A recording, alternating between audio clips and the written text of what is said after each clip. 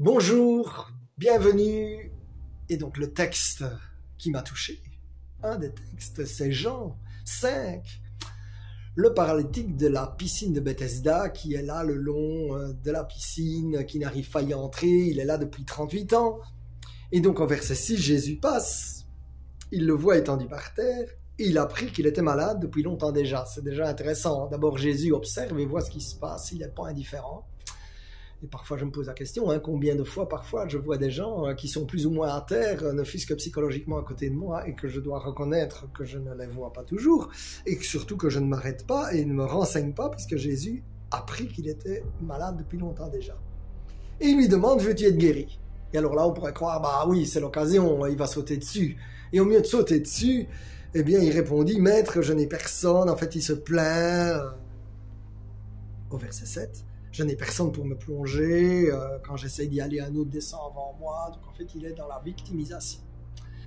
Et donc comme dans la vidéo précédente je parlais de joie, un merveilleux casseur de joie c'est la victimisation.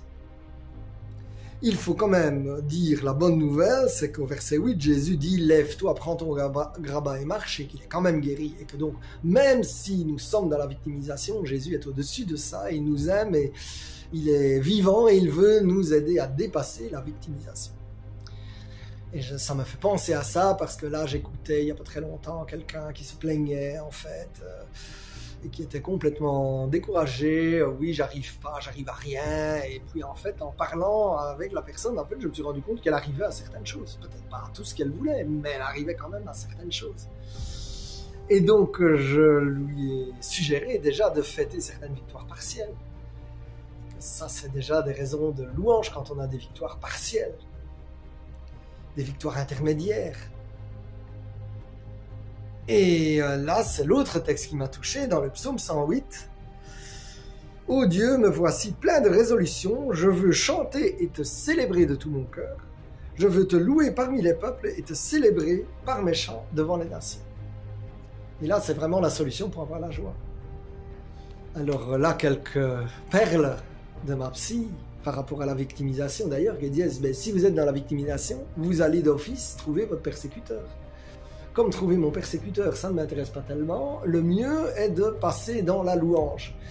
Et c'est à ce propos-là d'ailleurs que j'ai vraiment été interpellé par une vidéo d'un pasteur là, qui racontait en fait tout le deuil qu'il avait, qu'après 50 années de mariage, enfin je ne sais plus exactement le nombre d'années de mariage, mais beaucoup, sa femme était morte et donc il pleurait, ce qui est quand même normal, et il était mal, et il était d'abord furieux contre Dieu.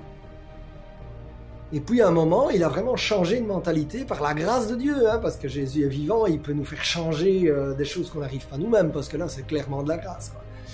Et donc au mieux d'être dans la mentalité victime, c'est dégoûtant, pourquoi le Seigneur a pris ma femme, etc., il est venu dans une mentalité de louange, de vainqueur, et cette mentalité c'était merci Seigneur pour les 50 années que nous avons dansé. Alors je dois admettre que moi parfois ça m'arrive aussi de plutôt râler sur ce que le Seigneur m'a enlevé ou a permis qu'il soit enlevé, je veux dire c'est plutôt comme ça. Là je pense par exemple à Karine dont j'ai parlé dans une des autres vidéos, mais en fait je passe de plus en plus dans une mentalité, c'était bien, il y a eu 3 ans d'amitié qui étaient chouettes, et donc je prends ça et je dis merci Seigneur, et puis Seigneur, toi tu es un Dieu d'abondance, et c'est toi qui es la source. Alors la source, elle peut passer par la gauche, par la droite, mais tu es la source de bénédiction, et j'ai confiance que cette source de bénédiction, Seigneur, elle va couler sur ma vie, sur ta vie, mon frère, et que même si parfois tu vois un canal qui se bouche, la source est tellement puissante qu'elle va passer par un autre chemin et qu'elle va t'atteindre, parce que toi, tu ne vas pas mettre un barrage devant toi pour empêcher qu'elle arrive. Tu vas la laisser venir, l'accueillir dans la joie. Merci Seigneur. Alors Seigneur, je prie pour mon frère, pour ma sœur, Seigneur. Je te remercie Seigneur que tu es la source, Seigneur.